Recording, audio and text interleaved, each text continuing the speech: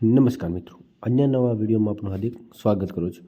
તો આજના વિડીયોમાં આપણે વાત કરવાની છે કે એલઆરડી અને પીએસઆઈની રનિંગને વિશે આજના વિડીયોમાં આપણે વાત કરવાની છે। તો વિડીયોમાં આગળ વધતા પહેલાં તમે હજી સુધી આપણી ચેનલને લાઇક, શેર અને સબસ્ક્રાઈબ ન કરી હોય તો જલ્દી શેર કરી દો વિડીયોને અને ચેનલને સબસ્ક્રાઈબ કરી દો, જેથી તમામ પ્રકારની માહિતી આજના વિડીયોમાં તમને મળી રહેશે। અને બીજી પણ ભરતીને લગતી કોઈ પણ માહિતી વિશે તો સૌ પ્રથમ આપણી યુટ્યુબ ચેનલ પર આવતી રહેશે।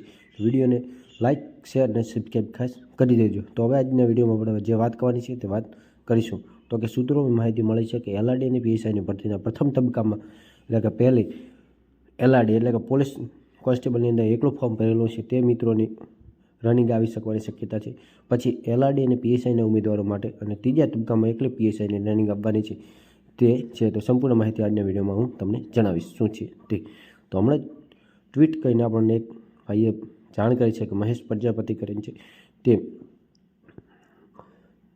તો શું આપણને માહિતી મળી છે તે આપણે જોઈશું। તો કે સૂત્રોની માહિતી છે કે આ વખતે એલઆરડી અને પીએસઆઈની ભરતીમાં પ્રથમ તબક્કો એલઆરડીમાં ફોર્મ ભરેલા ઉમેદવારોને ફિઝિકલ માટે બોલાવવામાં આવે છે। એટલે કે આ વખતે એવું માનવામાં આવે છે કે આ ટ્વીટ ઉપરથી આપણે માહિતી આપીએ છીએ, ઓફિશિયલ નોટિફિકેશન કોઈ છે જ નહીં, એટલા માટે તો પહેલી દોડ પોલીસના જે ફોર્મ ભરેલા છે એકલો પોલીસની અંદર એ મિત્રોને આવી શકે છે।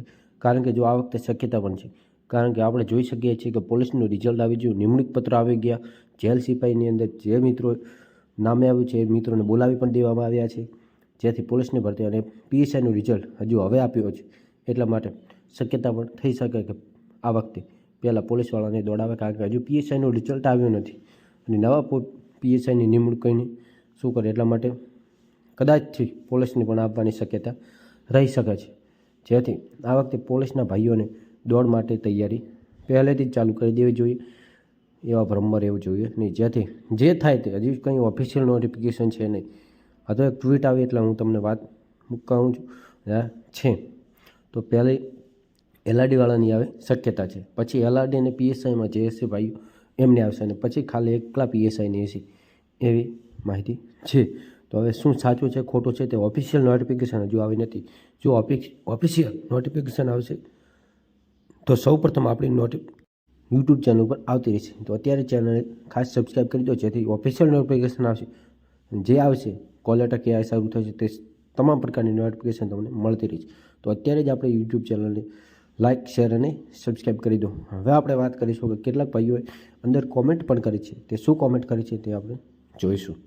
આ ભાઈએ પણ લખેલું છે કે સૂત્રોથી માહિતી છે, ફાઇનલ નથી, એવું પણ અંદર પાછળથી લખેલું છે, એટલા માટે સૂત્રો અનુસાર છે, કોઈ ઓફિશિયલ નોટિફિકેશન નથી, જેથી તમામ માહિતી આપણે ઓફિશિયલ નોટિફિકેશનથી નથી આપેલી, આ ટ્વીટ કરીને આપી તે પ્રમાણે છે। તો એક ભાઈએ અંદર કોમેન્ટ પણ કરી હતી કે સૂત્રો ગોલ તે ભટકાવવા માટે છે, બાકી જેમ ચાલતું આવે છે એમ જ ચાલતું રહેશે, પછી જે હશે તે અઠવાડિયા પછી ખબર પડી જશે। એટલે કે હવે અઠવાડિયા પછી એટલે કે 10 તારીખ આજુબાજુ કોલ લેટર નીકળવાના પણ શરૂ થઈ જશે, ત્યારે ખબર પડી જશે કે કેવી રીતે છે તે। તો ભાઈએ કોમેન્ટ કરીને જવાબ આપ્યો છે કે ભાઈ સાચું પડે કે ખોટું પણ એના લીધે બધા તૈયારીઓ તો રહેશે। બાકી ઘણા બધા એવું માનીને બેઠા છે કે આપણે તો દોડ લેટ આવશે એટલે હાલ પ્રેક્ટિસ નથી કરવી, પણ જો વહેલા આવી ગઈ તો એટલે કે જો પોલીસવાળાની વહેલી આવી ગઈ તો એ ભાઈઓની રનિંગ પૂરી થશે નહીં, એટલા માટે આ ભાઈએ પહેલેથી જ ટ્વીટ કરીને જાણ કરી છે કે આવું પણ થઈ શકે છે। તો આવું થાય એ માટે અત્યારથી દોડ તમારે ચાલુ જો ના કરી હોય તો કરી શકો છો। જો આવું બની જાય કદાચ તો તમારે કામ આવી શકે, પરંતુ જો કોલ લેટર આવ્યા અને ત્યારે ખબર પડી તો પછી તમે રનિંગ થોડા માટે રહી જશો તો પછી પસ્તાવો પાછળથી કરશો, એટલા માટે અત્યારથી જ ચાલુ કરી દો। તો બસ આજના વિડીયોમાં બસ આપણે આટલી જ માહિતી જોઈશું। અમારો વિડીયો ગમ્યો તો વિડીયોને લાઇક, શેર અને ખાસ ચેનલને સબસ્ક્રાઈબ કરવાનું ન ભૂલતા, અને તમારા મિત્રો સુધી જો અમારો વિડીયો ગમ્યો હોય તો શેર કરવાનું ખાસ ના ભૂલતા। તો બસ આભાર, જય હિન્દ, જય ભારત।